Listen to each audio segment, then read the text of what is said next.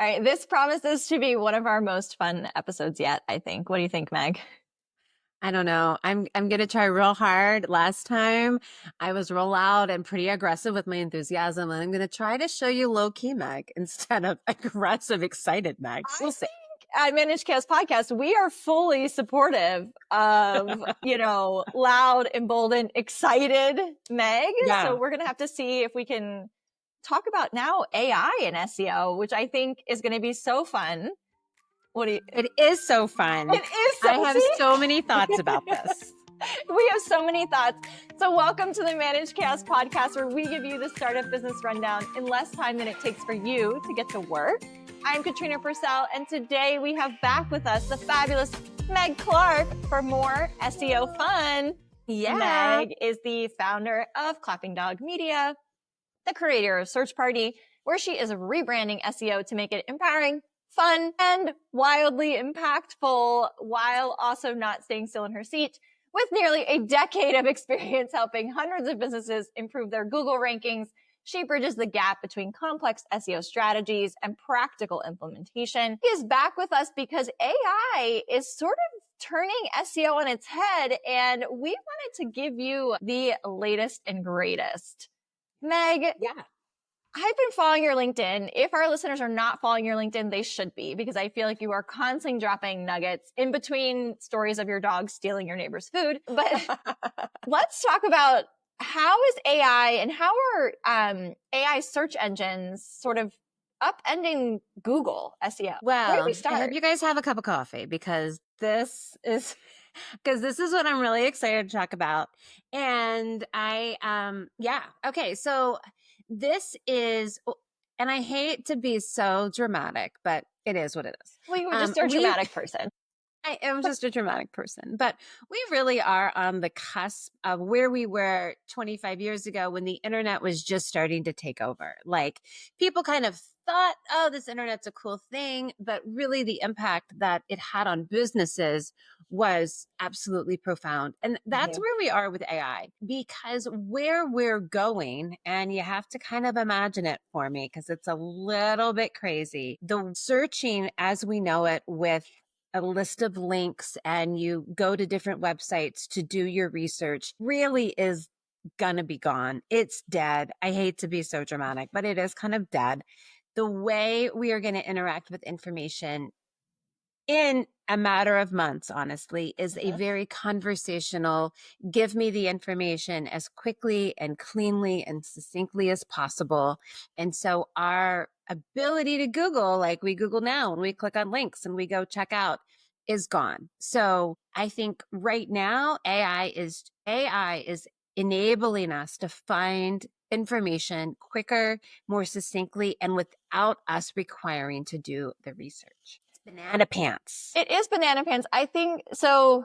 I will say, since our last episode, I do think that my usage of AI has probably increased. I've been building some custom GPTs, some custom Gemini gems. But I still, is this because I'm a millennial, still go to Google and search things? Like, is that? Well, okay. So you're going to But always now go to Google and But Google at the top now says, like, here's the AI summary of things. And then to actually find what I want to click on, I have to like scroll down and figure out where's the real stuff, not what Google has decided is what I should find out.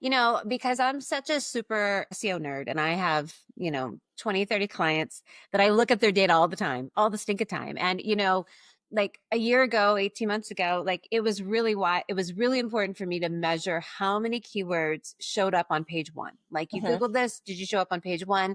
If you showed up in the top 3, that was like a guarantee of 20 to 30% of organic traffic.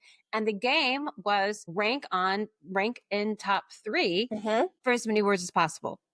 Well, now, and it's so kludgy, if you will, so crazy that Google is giving so many more keywords on page 1. Like when you look now, all of my clients, it's like, oh, maybe last month we ranked for 50 words on page 1. Now it's 185. And they're all on the search results page. They're all questions. They're all maps. They're all images. They're video. It's like Google is slowly pulling you open, like peeling your fingers off the Yeah. grip of Google search and giving you the answers on the search results page, pulling you in to this new environment. Whereas like Apple, they're building a new Safari that's not even Safari anymore. It's just a melding of AI and a browser window. Like it's now Right. not, it's not separate. And I think Google is slowly pulling us in. And it's like before we had to fight tooth and nail to get these keywords on page one. Now they're like, we're just going to give them to you because we don't actually want people to go to websites. We want them to get all of their answers on the search results page. Is that just so they can sell more ads and you spend more time on their page? Or do they think that this is actually being helpful? I think it's a combination of both. Google makes a lot of money from ads. That's they make bazillions of dollars from ads. And Yeah. I think they see the horizon. Like if they don't figure this out, they're going to lose it because so many people are searching on these AI, ChatGPT these or other Gemini. tools. Yeah. Yeah. And Perplexity is really fun right now. I don't know if you've checked out Perplexity, but it's really good. Gemini, chat's getting smarter and smarter by the day. And kind of like side note, just put this in your hat to remember. I don't know why you would put it in your hat, but currently, like as of today, ChatGPT is run off of Bing. Like Bing has crawled the internet and ChatGPT like loves Bing, or they read all of the things in Bing, and that is what they use for their answers. But as we all know, Bing is honestly not that great. Bing? I mean, I didn't even think that Bing was still alive. Also, Chandler Bing is the only thing I can think of when I hear Bing. So Chandler Bing is my favorite Bing. Oh my gosh, that is my favorite Bing. Well, you know what? ChatGPT said, Sam's girl, and they are now building their own large language model. So that now they're not pulling data from Bing, they're going to make their own. Like right now, Google like wins because it owns so much more of the internet. right. It has a larger piece of land than anybody else. But ChatGPT, because they make bazillions of dollars a minute, is now building their own large language model. So it's really competitive out there. It's really competitive. It is. So I think part of the reason we're having this conversation is because Apple AI, my husband was like, you need to talk to Meg again. Figure out what advice we should give people to kind of be a step ahead.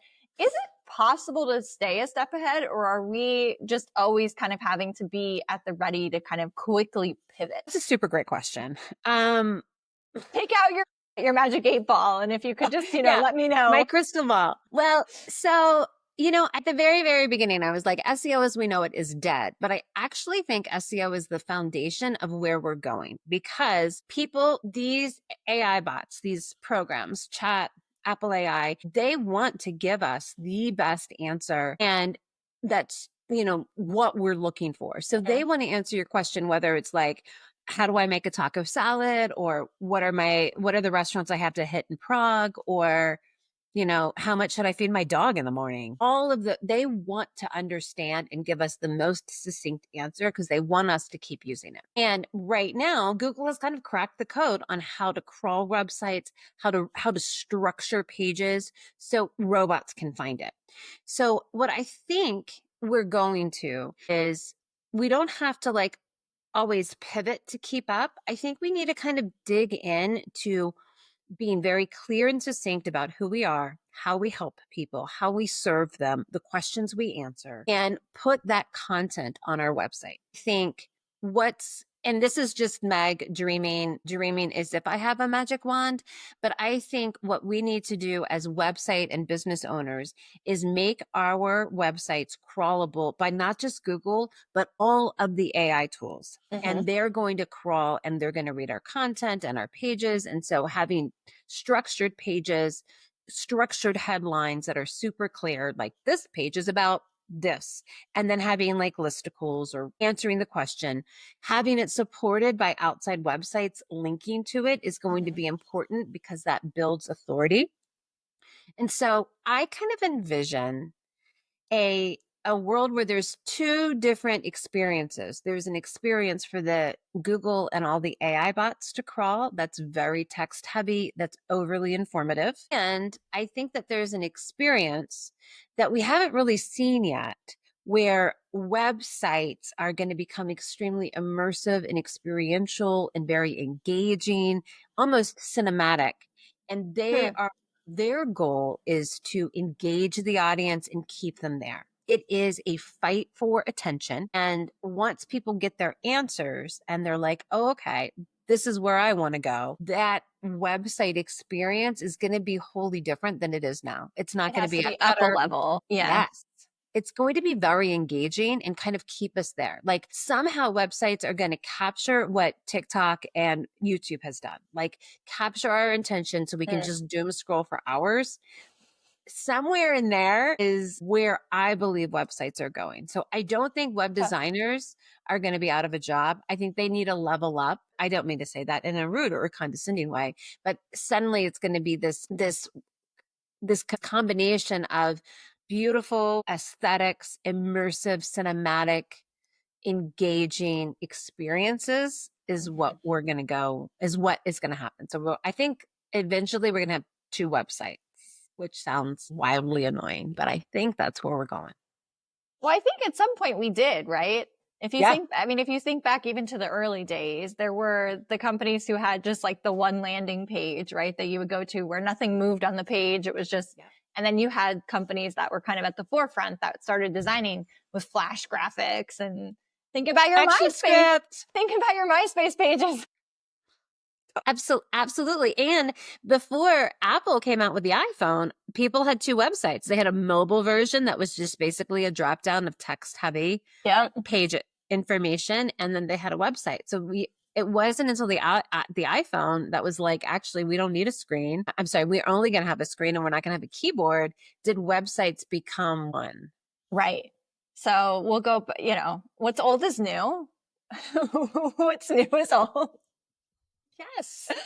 Okay. So if I'm a business owner and I am feeling super overwhelmed by sort of all things AI, all things, AI is upending even how I create my content potentially, right? I mean, there's always another LinkedIn post mad about hyphens, or what is it called? Oh my gosh, the stupid M dash, man. The M dash. I actually, by the way, as a human person, used to love the M dash, and now I can't use it anymore. I have a very good friend whose writing company is actually named M dash, and I was like, "Girl, you need to sue for libel." I don't know. But is she getting like lots of hits right now? Because I do feel like people must be like Googling, like, what is an M dash even? Like, why are people so upset? Where everyone's up in arms. Right. But I think, it's like this boomerang, right? So everyone is like, you must be using AI. If you're not using AI, then you're being inefficient and you're being ineffective. And then you've got, some people are like, I have a whole team of people who aren't real people. They're all AI agents that are all doing different things for me. And so you either feel like you're behind the times, or in some cases that, okay, maybe is my LinkedIn content too AI driven, or is my website content, like, did AI make it too perfect? And now it's not, a real human brain is not going to be able to find it because that's not how they think. So how do I, as a business owner, like, where do I even start? Or like, what's one thing I can kind of do to stay, other than following you on LinkedIn, stay on like the cutting edge of what's happening? Well, I think it's so easy to get overwhelmed. And it's like, it's like you get on any sort of social media, you're like, oh my gosh, now I have to do that. Like, now do I have to make videos? And now I have to do that. And I think you have to remember that people work with people, and what makes you human, what makes your business is what people are attracted to. So you cannot use AI to get that out of your business or your voice or your messaging. You need to be there. And so like I use AI to help me. I use AI all the time. And also like we all do. And so if you think that an M dash is like, they're fake, they're using M dashes, I mean, stop it. Just stop it. We all use AI. But I use AI to help me figure out, like, what should I write about? What are the things that I need to be talking about? What are the gaps in my LinkedIn messages that I haven't talked about? And then I don't let it write the whole thing for me. It needs to have my voice and my banter in it, because that's just how it works. So if you are wildly overwhelmed and you're like behind the times, like you have to put your foot in there, because I don't want you to be like back in the year 2000 where you're like, I don't need a website. People call me on the phone and they come into my business. Why would I want a website? Because you will get left behind. Does it mean that you need to dive in and start building immersive websites? No.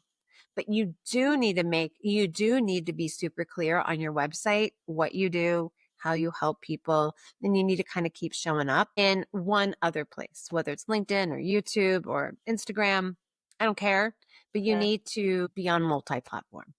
Yeah. And I think it's a progress over perfection, right? Just get started. Just try. Sure, someone might write you a nasty comment on LinkedIn thinking you sound like a bot, but it is what it is.